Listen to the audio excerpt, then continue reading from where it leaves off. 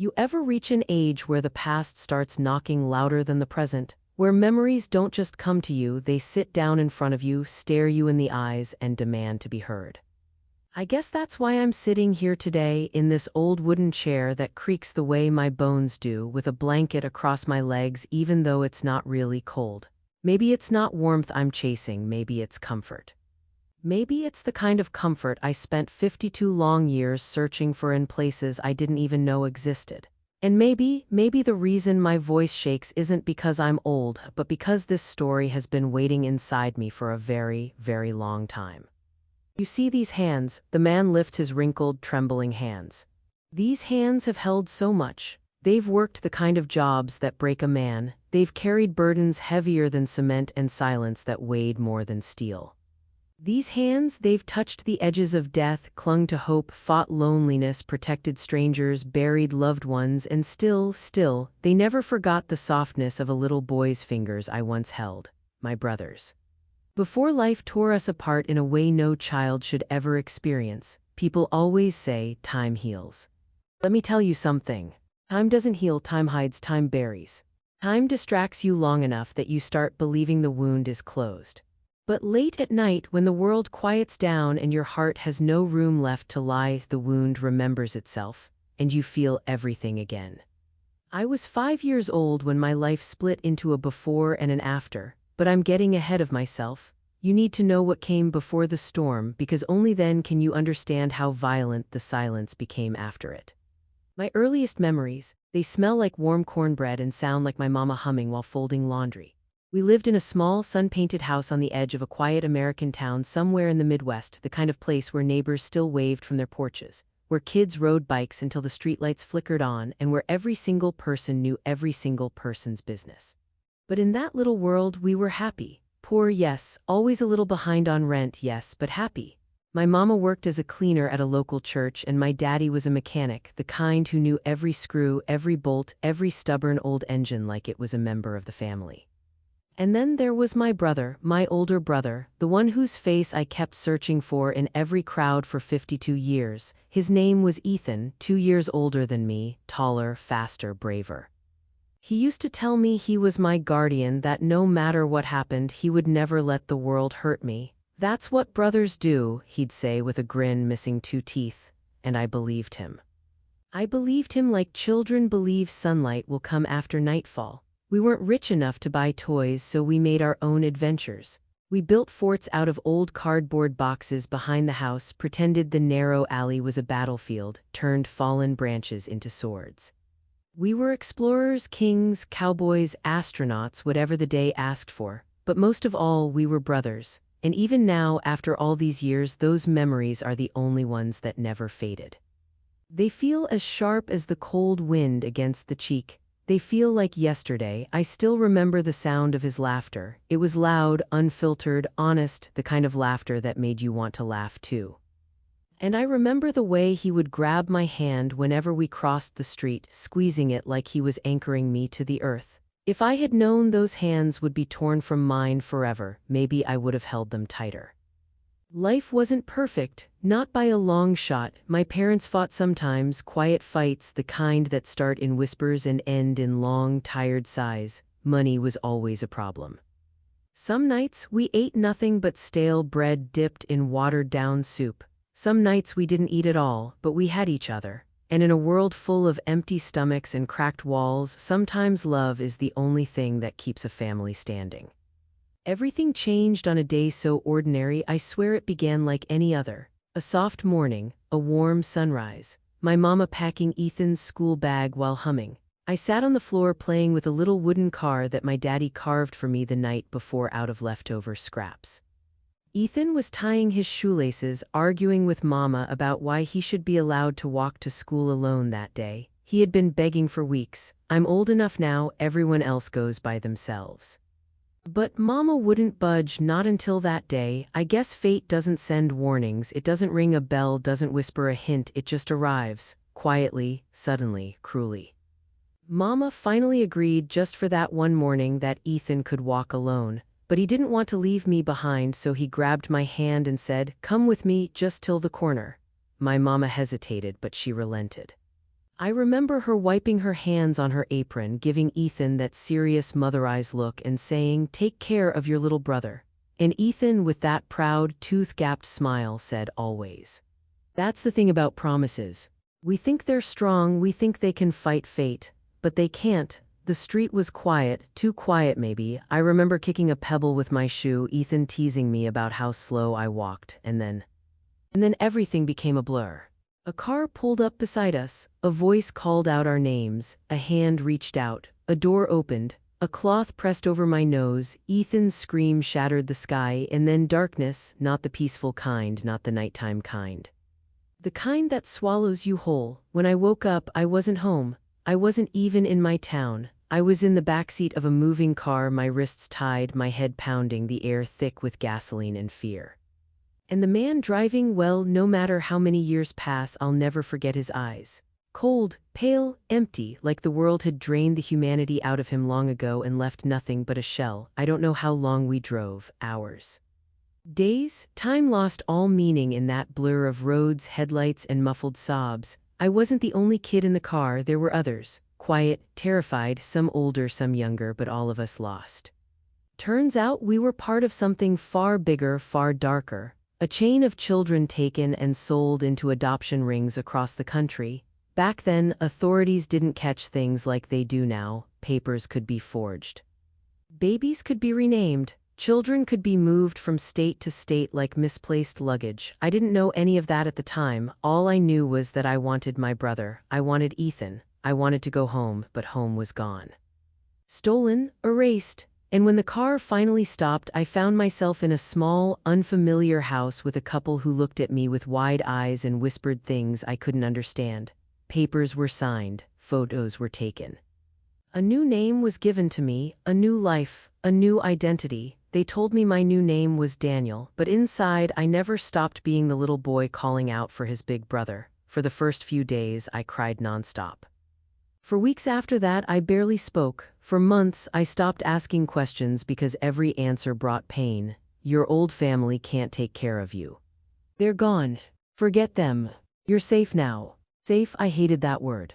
Safe doesn't feel like chains breaking. Safe feels like chains replaced with softer ones. The couple was kind. Truly, they weren't bad people. They were a part of a broken system that believed it was saving children. They didn't know I had been taken. They didn't know I had a brother crying for me somewhere. They raised me the best they could. They gave me food, shelter, clothes, school. But what they couldn't give me, what no one could give me, was the life I had before. The love I lost, the identity stolen from me, but the human heart, it adapts. The child in me fought for survival. The boy inside learned to smile again, but the ache never left. And every night, I whispered my brother's name before falling asleep, hoping the wind would carry it across the miles back to him. Ethan. I wonder sometimes if he called mine too, if he whispered into the dark. If he searched every face in every crowd, if he grew up blaming himself. That thought kept me awake for decades. A child doesn't forget, a heart doesn't forget, and even if memory dims, the longing remains sharp. That's how I lived my early years, caught between two worlds. The world I came from and the world I was forced into, the world that held my memories and the world that handed me new ones. But the more I grew, the more I realized something harsh and cruel. You can build a new life. But your old wounds will still live inside you. And mine lived in the empty space beside me where my brother should have been. Sometimes I'd look into the mirror and see a stranger. Other times I swear I saw a flicker of Ethan in my own eyes, like his ghost lived inside my reflection. Years passed, seasons changed. Childhood slipped away like sand between fingers. But the loneliness, that grew with me. People ask what kept me going. I think it was hope. A stubborn, unreasonable, fragile little flame inside me that refused to die. A belief that one day before I left this world, I'd look into my brother's eyes again. I didn't have proof, I didn't have clues, I didn't have a reason, but I had hope, and sometimes hope is enough. And that is where my story truly begins. Because the child who was stolen grew into a man shaped by loss but powered by a hunger to understand where he came from, and why fate chose to tear him apart from the only person who ever promised to protect him. You know, people often think childhood ends when you turn 18, get a job, or start paying bills. But that's not true. For some of us, childhood ends the moment we lose the people we were supposed to grow up with. I think mine ended the moment that car door slammed shut and Ethan's scream faded behind it. Everything after that, it wasn't childhood, it was survival wearing the mask of growing up. When I was first brought into that new home, I didn't understand why everything felt wrong. The walls smelled different. The light fell in strange angles. The air tasted unfamiliar. The people, though kind, were strangers. They spoke softly, but not in the way my mama used to. They held me, but not with the same warmth my daddy had. Their clothes didn't smell like engine oil and chapel dust. They smelled of lavender and polished wood. Comforting, maybe, just not mine. I didn't fight them. I was too confused to fight, too scared, too small. I sat silently on the edge of a bed with bright blue sheets, clutching a stuffed bear they placed in my hands. I didn't want a bear.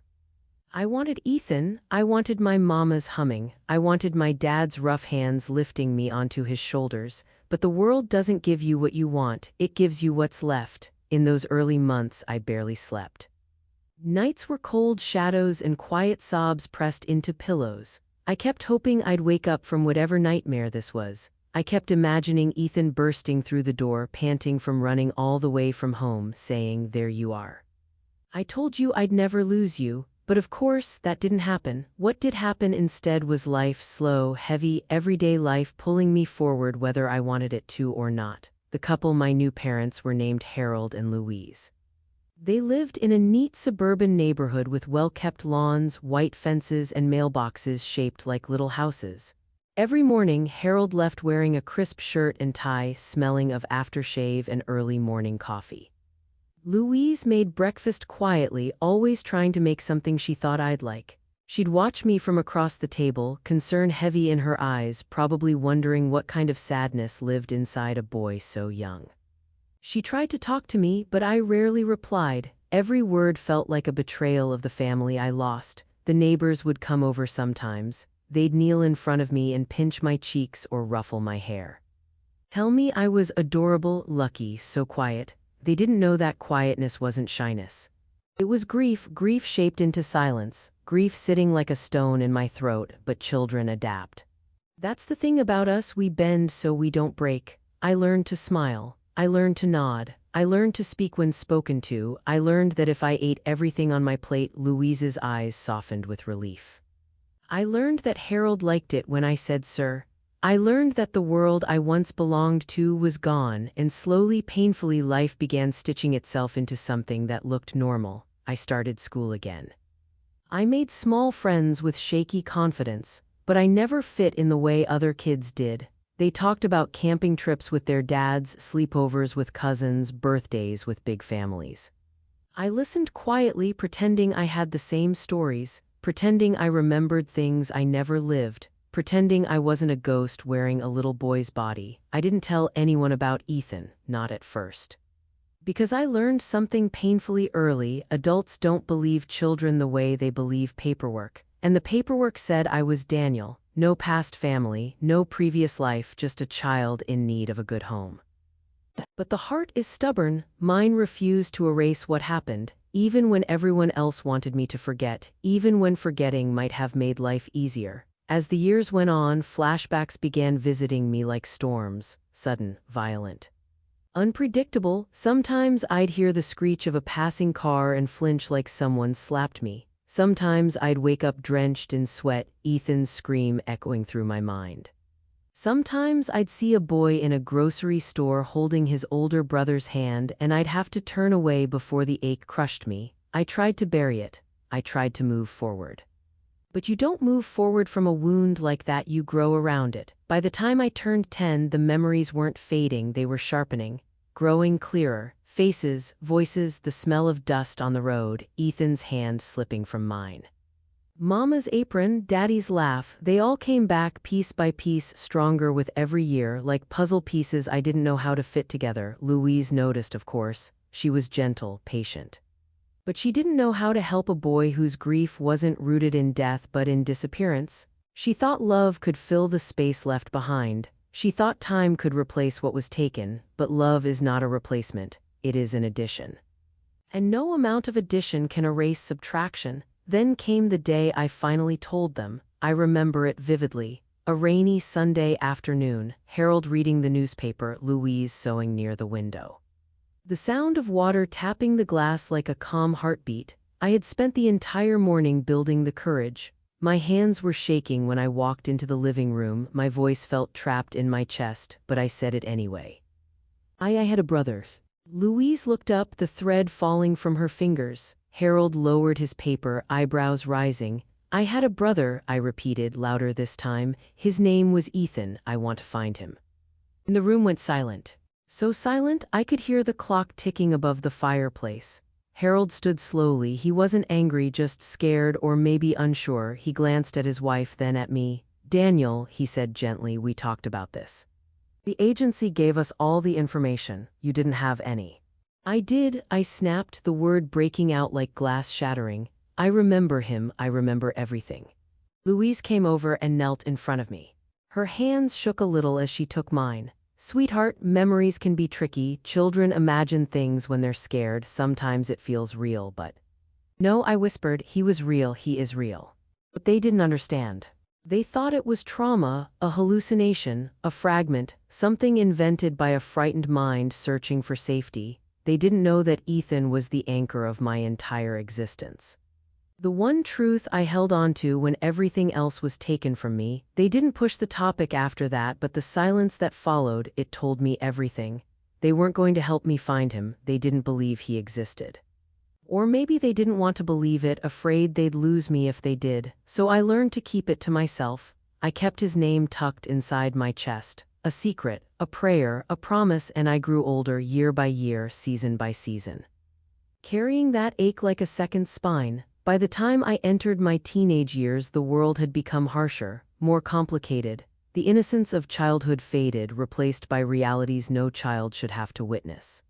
But one thing remained constant, the emptiness beside me where my brother should have been. At 13, I started running away from home, not far at first, just the edges of town, but each time I ran, it wasn't rebellion, it was searching.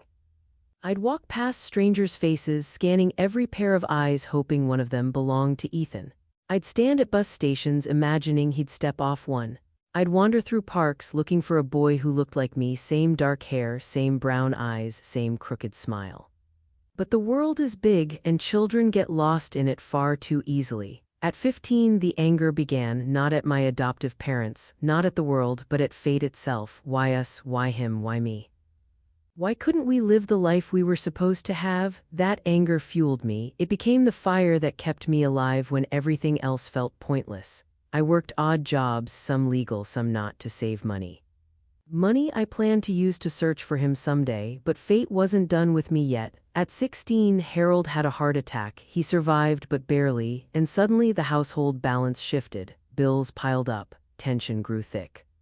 Louise became anxious, exhausted, frightened. And for the first time, I felt responsible for someone, for them, for this home, for the people who saved me even if they didn't know what they were saving me from. I took a factory job under the table, worked nights, hid the bruises on my arms, hid the exhaustion in my eyes. I carried boxes heavier than my body, inhaled dust that made my lungs burn, and learned that survival sometimes means sacrificing your own dreams so others can keep breathing. Years kept rolling, hard years, lonely years, years filled with work, responsibility, fatigue, but the ache, the need to find him, it never weakened, not once, if anything. It grew louder with age. Every birthday that passed, I wondered if Ethan remembered mine. Every Christmas, I wondered if he imagined me across the dinner table. Every time I laughed, I wondered if he ever found his smile again after losing me. Life became a long road, and I walked it with a silent companion, grief. Grief shaped like my brother, grief shaped like a missing piece, grief shaped like a question with no answer, but the world has a strange way of working. Just when you begin to accept a future without closure, life drops a spark in the dark, a clue, a whisper, a thread, something that tells you the story isn't over, not yet. And it was that spark, decades later, that would begin pulling me toward the reunion I had been longing for my entire life. But that That comes much later. For now, you need to understand what those middle years were like. Because they carved me, they shaped the man I became. They gave me the strength to survive the storms still waiting for me, and trust me. There were storms, many of them, some I barely escaped, some I still feel in my bones. Some that almost ended my journey before I ever stood a chance of finding him. But through every hardship, every struggle, every lonely night, one thing never changed: the image of Ethan holding my hand. And the memory of the promise he made, always. You know, people imagine that the middle years of a man's life are where he finds himself, where he becomes strong, steady, grounded. But for me, those years were more like walking through a fog so thick I could barely see my own hands in front of me. I wasn't growing into myself, I was surviving myself, drifting forward on legs that felt like they didn't belong to the boy who once dreamed in cardboard forts with his brother. After Harold's heart attack, everything inside our home shifted like furniture sliding in a storm. He wasn't the same man again, slower, quieter, more aware of his own fragility. And Louise, God bless her soul, she tried her best to keep us together, but the strain showed in the tremble of her hands and the shadows under her eyes. I became the hinge that kept the door from falling off its frame. I didn't have time for dreams, didn't have time for searching, didn't have time for the ache inside me. Life demanded payment, and I was the one handing over every piece of myself just to keep that small house standing. Factory nights, school mornings, cook what you can, fix what you can, endure what you must. That was my rhythm. Each day felt heavier than the one before, and yet, through all that exhaustion, something inside me refused to die, a tiny, stubborn flame that kept whispering one word. Ethan, it's funny, you can be drowning in responsibilities, buried under bills and obligations, yet a single memory can slip through the cracks and breathe. Sometimes I'd be sweeping the kitchen floor and suddenly I'd hear Ethan's laughter echoing in my ears. Or I'd be walking home from work at dawn, eyes burning from lack of sleep, and the sunrise would remind me of the mornings we used to race to the end of the driveway, barefoot and free. Those memories were both comfort and torture. But they kept me alive. One summer evening, hot, sticky, the kind of heat that hugs your skin like wet cloth, I found myself standing on the old bridge on the edge of town. I used to go there to clear my mind. The river below was slow, wide, lazy. It didn't rush, it drifted. I envied it. I wanted my life to drift instead of constantly sprinting uphill. I leaned over the railing, closed my eyes, and whispered Ethan's name into the breeze. It was a strange habit, I guess, talking to ghosts. But in those days, he was the only family I remembered clearly. My past felt like a puzzle missing half its pieces, and Ethan was the one piece I held onto like my life depended on it. At 17, I applied for a job at a construction site. Backbreaking work, but it paid better than the factory. My hands turned calloused, my shoulders hardened, and I learned to carry weight heavier than I thought a human body could manage. But I also learned something else. Pain is a kind of teacher. A cruel one, but effective. Every time my muscles screamed, every time my knees shook under the load, I found a strange sort of purpose. Like suffering was a language my soul already knew, but the world wasn't done hitting me yet. One cold January morning, Harold didn't wake up. I still remember walking into his room, the early light slipping through the curtains, painting his face in soft gold.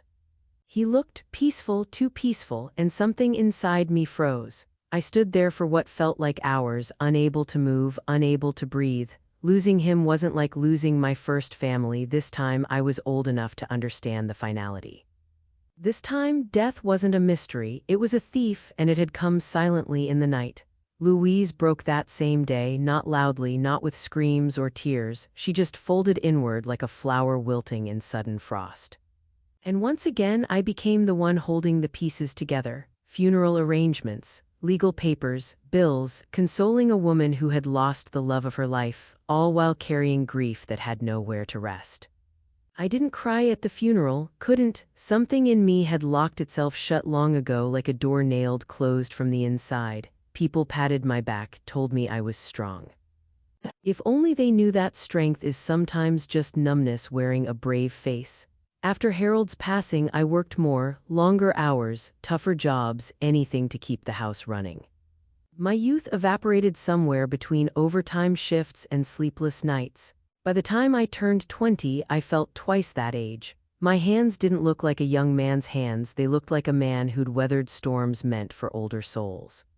But life, in all its cruelty, doesn't let you rest. At 23, Louise suffered a stroke. When I found her, she was lying on the kitchen floor, unable to speak, her right side limp. I carried her to the car in my arms, arms that had once held beams and cinder blocks now trembling under the weight of the woman who had tried to be a mother to me. The hospital became my second home. Sterile halls, beeping machines. Doctors with tired eyes, and that smell, God, that smell of disinfectant mixed with fear, I'll never forget it. Louise survived, but she was never fully herself again. Her memories slipped in and out like flickering lights. Some days she knew who I was. Some days she called me sweet boy, the way she did when I first came to her home. Other days she didn't recognize me at all. I became her caretaker. Not because I had to, but because I couldn't bear to abandon the woman who had tried so hard to love a broken boy. I fed her, cleaned her, changed her, talked to her even when she couldn't talk back. I worked during the day, cared for her at night. My dreams turned into responsibilities, my youth into sacrifice. Years passed in this slow, heavy rhythm, working, caring, breathing, surviving, but rarely living. Then one evening, while rummaging through the old wooden drawer in her bedroom looking for insurance papers, I found something that froze every part of me. A file, brown, thin, held together by a fragile rubber band. On the front, written in faded ink, Daniel, adoption documents. My heart hammered so loudly I could hear it echoing in my skull. My hands shook so hard I could barely untie the band. And inside, I found pages stamped with government seals, signatures, official statements. And one photograph, a photograph of me, but not the me I remembered. I was younger, smaller, wearing clothes I had never seen before. My face, my eyes, they looked terrified, like I had been crying for days. Behind me stood a woman, not Louise, hand on my shoulder, smiling stiffly at the camera. I stared at that picture for so long I forgot to breathe. My entire body felt like it was sinking, like the earth beneath me had cracked open, and then, folded behind the papers, hidden so carefully that it must have been placed there intentionally, was a second photograph. This one stole the breath from my lungs. It was me and another boy standing barefoot in front of a small house, his arm around my shoulders, his smile big and proud, my face lit up like sunshine. I didn't need to be told who he was. I knew instantly. Every bone in my body knew. Every memory inside my heart knew. It was Ethan. The room spun around me. My chest tightened. My vision blurred. I pressed the picture against my heart and fell to my knees, because suddenly the memories didn't feel distant. They didn't feel uncertain. They felt real, undeniably, painfully, beautifully real, and now I had proof. The world told me he didn't exist. Paperwork told me I made him up. Life tried to bury him, but there he was, smiling at me through time, through pain, through 52 years of separation. That night, everything changed. I spent hours going through every paper, every stamp, every signature. I found inconsistencies, gaps, impossible dates, statements that didn't match. It was clear, painfully clear, that something was wrong with my adoption, something hidden, something covered.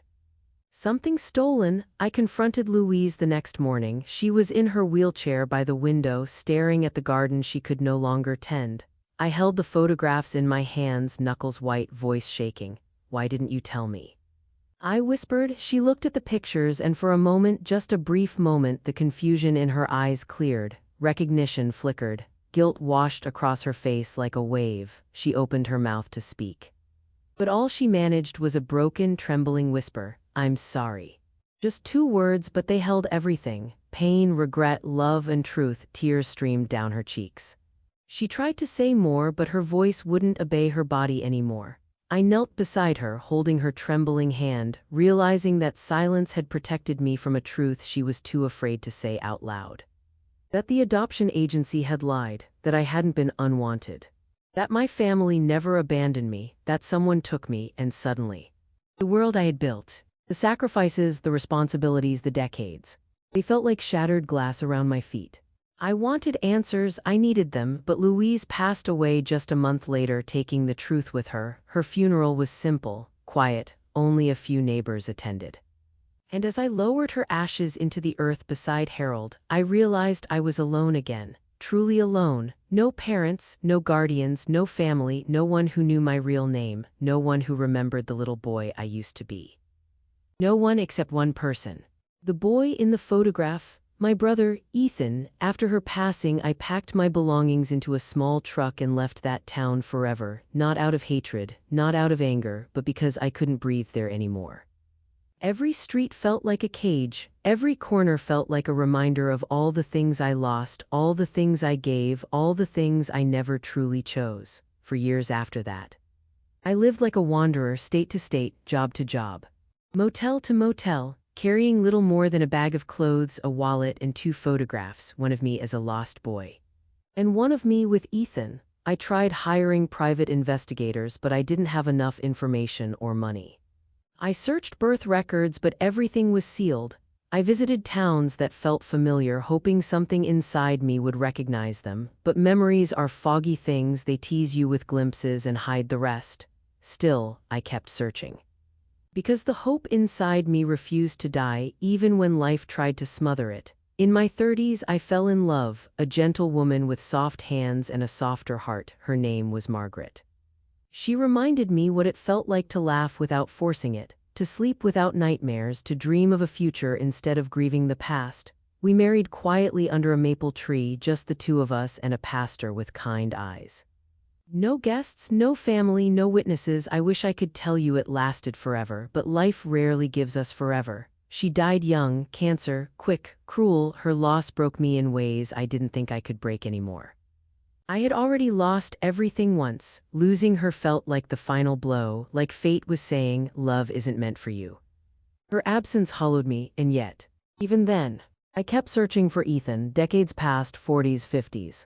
The world changed, technology changed, but my hope remained the same, age as the boy who once held my hand. I began aging faster than other men. Grief has a way of carving itself into your bones. My hair grayed early. My hands trembled from years of work and loss. My eyes carried storms no one else could see, and through all of it, one truth remained: I needed to find him before my time was up, before my body gave out, before the universe took me. And then, after all these years, when I had almost resigned myself to dying without answers, a small spark of fate appeared, a woman, a stranger, a single moment that would change everything. In that moment, that turning point, would begin the journey that finally led me back to the brother I lost 52 years ago. You know, when people talk about turning points, they make them sound like fireworks, loud, sudden, bright. But the truth is, the moment that changes your life rarely arrives with noise. Most of the time, it slips in like a whisper. It sits quietly in the corner of the room, waiting for you to look at it. And when you finally do, everything shifts. That's exactly how it began for me, not with a miracle, not with a sign from heaven, not with some grand twist of fate. It started with a photograph, just a simple photograph posted on the internet by a stranger who didn't even know I existed. But I'm getting ahead of myself. Let me slow down, let me take you back to where I left off. By the time I reached my late 50s, something inside me had hardened, not in a cruel way, but in a protective way. You can only lose so much before the body starts building walls. My voice had softened, my step had slowed, my expectations of life had shrunk to something small and quiet. I didn't ask for much anymore, just a warm meal, a place to sleep, and maybe 1 or 2 people who remembered my name when they passed me in the street.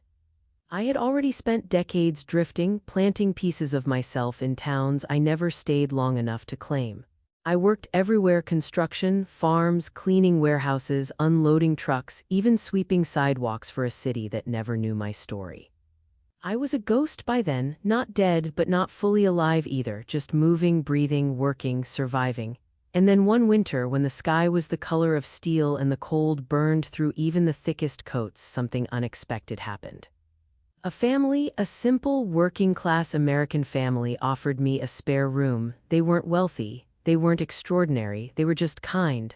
Kind in the way people used to be before the world sped up. Kind in the way that heals you slowly. Kind in the way that makes a man who has been invisible for decades remember he is still human. Their last name was Miller, a husband, a wife, and their teenage daughter, and to this day I still believe God placed them on my path. They didn't ask for my documents, my past, my story. They didn't ask why I lived alone or why my eyes sometimes drifted into places far away. They never pried at the quiet scars I carried inside me. Mrs. Miller just said, "You look cold, come inside, eat something, that's all." It's funny how the simplest hospitality can feel like the warmest miracle. Over time, they became the closest thing to a family I'd had in decades. Not a replacement, no one could replace what I lost, but a shelter, a place to breathe. A place to exist without fear, and slowly, gently they began asking questions, not intrusive ones, just human ones. Did you ever have brothers or sisters? What was your childhood like? Do you still remember where you were born? Do you want to talk about it? No one had asked me these questions in 50 years. I didn't even know how to answer them anymore. But one night, after too many years of silence, I finally told them everything. Everything I remembered. Everything I feared I never would. My mother's perfume, my father's shadow in the doorway, my brother's laughter. God, that laughter. The day I went missing, the years of searching for myself, the hollow inside me that never healed. When I finished speaking, the room was quiet, not uncomfortable, not pitying, just quiet, the kind of quiet people hold when they know they're witnessing something sacred. Mrs. Miller's eyes were filled with tears. Mr. Miller's hands were clenched like he wanted to punch the world for what it did to me. Their daughter just stared at me like the world had folded open, but still, none of that told me who I was. None of that told me where my blood family was. None of that gave me the answers that haunted me for 50 years. That would come later, and it came from a place I never expected. A few months passed. I had grown used to the rhythm of their home, the smell of their morning coffee, the old clock ticking near the fireplace, the sound of their daughter studying late at night, the clatter of pots in the kitchen. Their life was gentle, predictable, safe. And for the first time in years, so was mine. Then one day, an ordinary, forgettable afternoon, the world shifted. Their daughter Emily walked into the living room holding her phone. Her cheeks were pale, her eyes looked strange. As if she had just seen a ghost. "Mr. James," she whispered, though my name wasn't really James, but it was the name they called me because I had none to give them. "Yes, sweetheart," I said.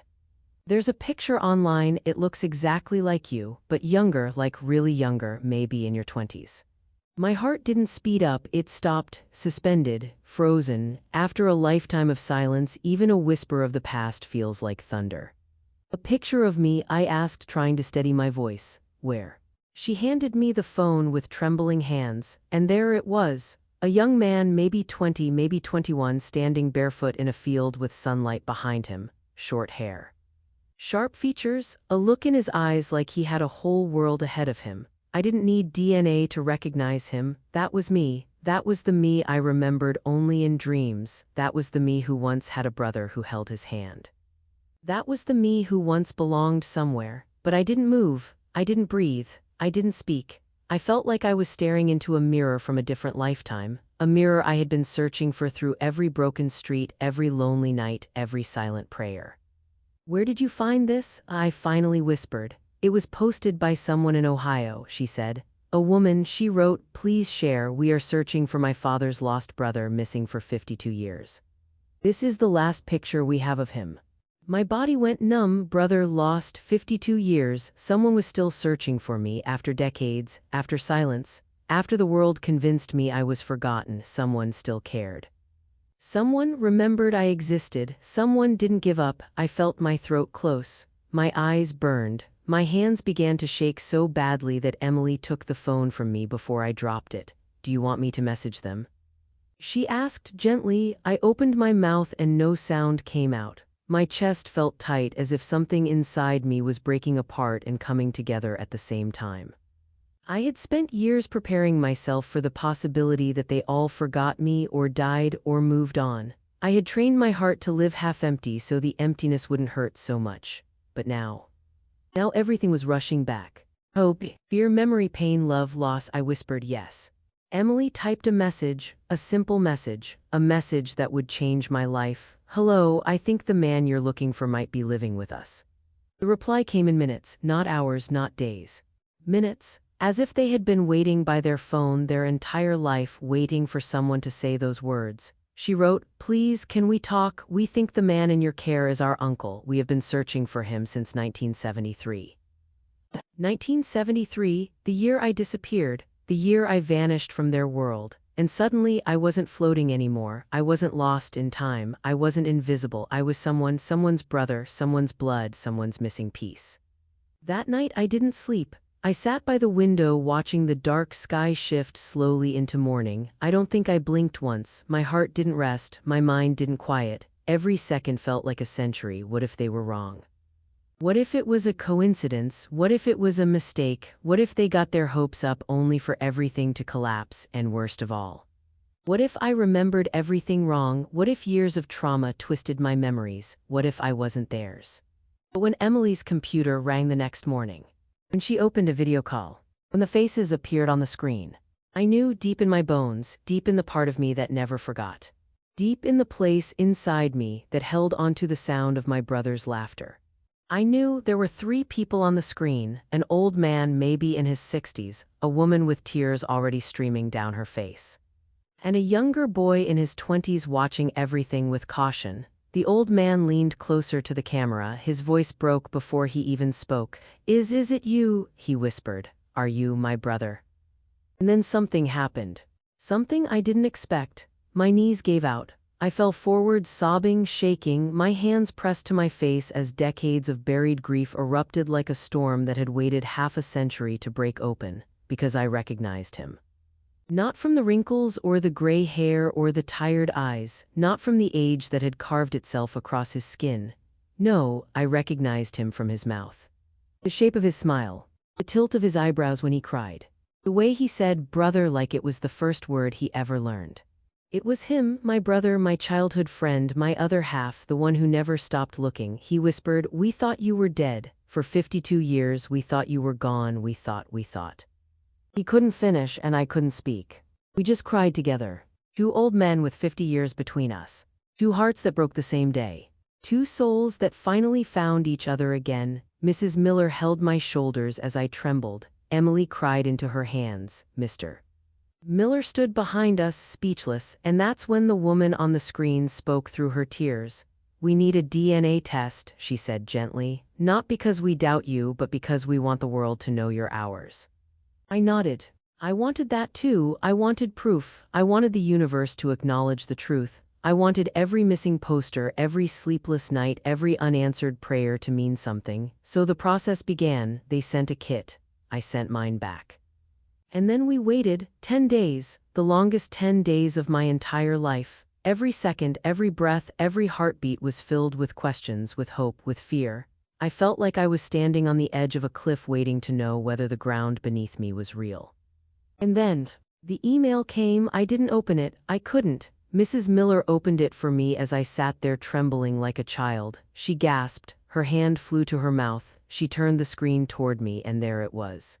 Probability of relationship 99, 98%. Match full sibling.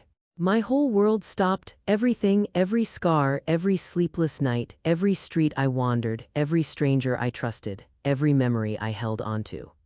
Every piece of me that shattered, all of it, finally meant something. They were my family, my blood, my truth. I wasn't a ghost anymore. I wasn't a forgotten boy lost to time. I wasn't an empty name drifting from place to place.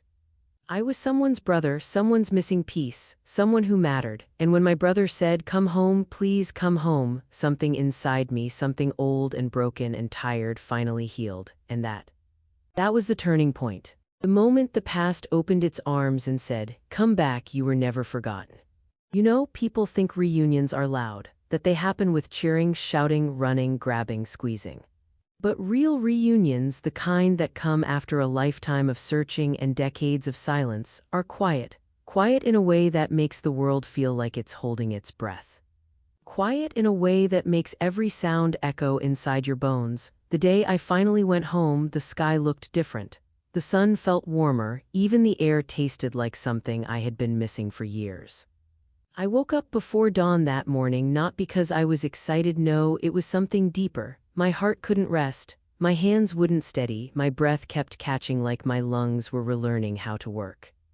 Emily had already packed my small bag the night before. Just a change of clothes, the old jacket I had owned for years, and a small blanket Mrs. Miller insisted I take. She hugged me gently before we left, whispering, "You deserve this, you deserve to be found." And in her voice I heard something I hadn't heard in a long, long time: pride. Someone was proud of me for surviving.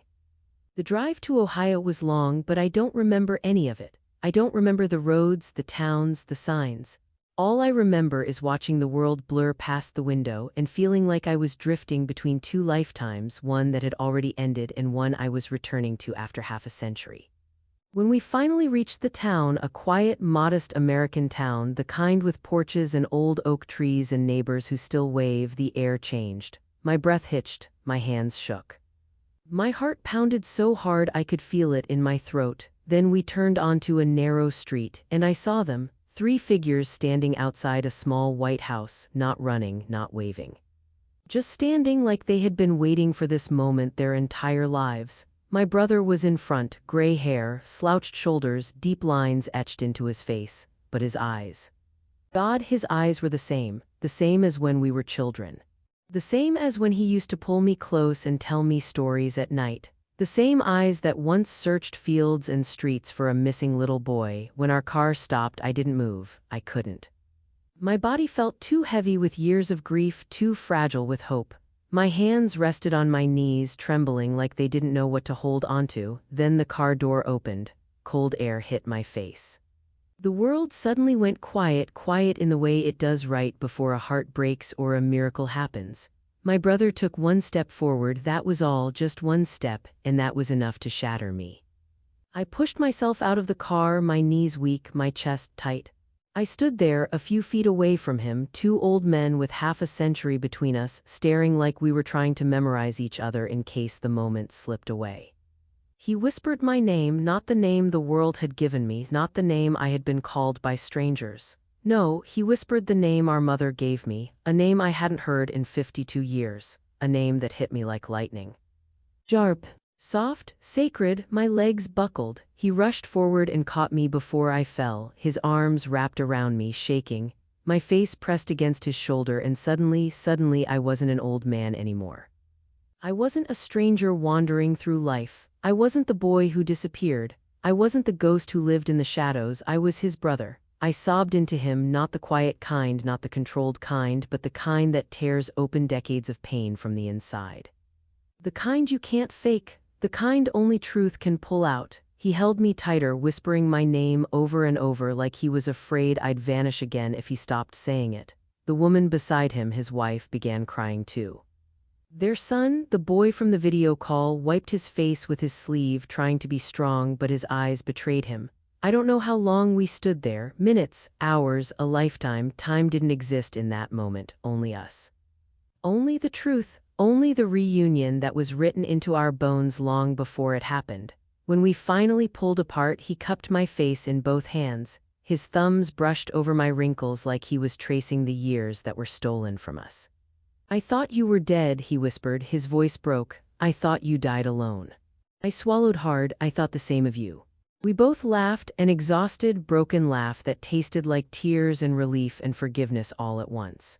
His wife hugged me next, warm, gentle, motherly. She said, "Welcome home, we've waited for you for so long." And her arms felt like safety, like the embrace I had prayed for on nights when the world felt too cruel.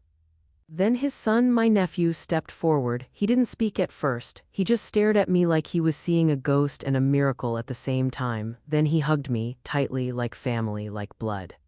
Like someone who had always reserved a space in his heart for a man he never met. Inside their home, something strange happened. I felt recognition, not visual recognition, everything looked new, but emotional recognition. The couch felt familiar, the smell of old wood, the ticking of a wall clock, the sound of a kettle boiling in the kitchen. It was like fragments of my childhood had been scattered through the house. My brother showed me a small wooden box. He opened it slowly as if it were made of glass. Inside were photographs, letters, old school papers, a tiny blue jacket, and then, at the bottom of the box, a small toy car, my toy car, the one I played with the day I disappeared. The one I carried everywhere, the one my mother bought me from a street fair. I froze, my breath caught, my chest tightened. I touched it with trembling fingers. How do you still have this?" I whispered. My brother sat beside me, his voice a whisper. "We never stopped believing you were alive. We kept everything, every piece of you. We waited for you, even when the world told us to move on." I couldn't speak, I couldn't breathe. I could only cry. They showed me pictures of my parents, two older ones taken years after I vanished. Their faces were heavier, their eyes dimmer, their smiles never reaching their eyes. My mother had lines carved deep into her face from crying. My father's hair had gone white too early. "They never stopped searching," my brother said, "not one day." My hands trembled as I touched the photographs, tracing their faces like I was touching them across time. "Do they know?" I whispered. He hesitated, his eyes softened. "They both passed away years ago." Silence crushed the room. I felt something inside me break, something small, fragile, and precious. I had dreamed of hugging them again. Of hearing my mother call my name, of sitting beside my father as he smoked his evening pipe, of telling them I survived, of letting them finally rest. But life doesn't always give you every piece back. Sometimes it just returns enough to remind you who you are. My brother placed a hand on my shoulder. "They died with hope," he said softly. "They died believing you were alive somewhere. They never buried you in their hearts." It hurt, but it also healed, because hope is a kind of love, a fierce, stubborn, unbreakable kind of love, and knowing they held on to me even in their last days gave me peace I never had before. The rest of the day passed like a dream, slow, gentle, emotional. Every room we walked into carried a memory. Every story they told was a piece of the life I lost. Every picture was a doorway to a childhood that had been ripped from me but never erased. At one point, my brother brought out a family album. He placed it on the table between us. He opened it carefully, and there, on the first page, was a picture of two little boys holding hands, me and him. A lump formed in my throat so big I couldn't swallow. "That was the last picture taken before you vanished," he whispered. "I used to stare at it every night before bed." I touched the photo, my vision blurred. I thought I made you up," I whispered. "I thought maybe I imagined having a brother." He grabbed my hand, hard, firm, certain. "You never imagined me. I was real, I am real, and we finally found each other." The weight of those words. It healed something I didn't even know was still broken. That night, after dinner, after tears, after stories, after we sat together until the moon rose and the house grew quiet, my brother said, "Stay here, please. You belong with us, you always belonged with us." I looked around the room, warm lights, family photographs, a home filled with laughter and decades of love I had missed but could still feel. And for the first time in 52 years, I felt safe. "I'm home," I whispered. "I'm finally home." He smiled, a soft, trembling smile filled with 50 years of grief, 50 years of faith, 50 years of waiting. "Welcome back," he said. And now I sit in this chair, old, tired, but finally whole. The wrinkles on my face don't just tell the story of suffering anymore. They tell the story of survival, of searching, of never giving up. 52 years is a long time to be missing. A long time to be lost, a long time to be forgotten by the world, but love, real love, doesn't forget. It searches, it waits, it prays, it keeps a light on in the window. It whispers your name across time, across distance, across grief, across everything. And somehow it brings you home, if you're listening to me right now. If you're watching this, if someone you love is missing, physically or emotionally, don't give up. Sometimes the people you think are gone are just waiting to be found. Sometimes the story isn't over, sometimes it's just been paused, and sometimes, even after 52 years, love finds a way. If this story touched your heart, let it be a reminder of how powerful hope truly is. Share this video. You never know who might need it. And subscribe if you want more true stories that show the strength of the human soul. Because somewhere out there, someone is waiting to be found.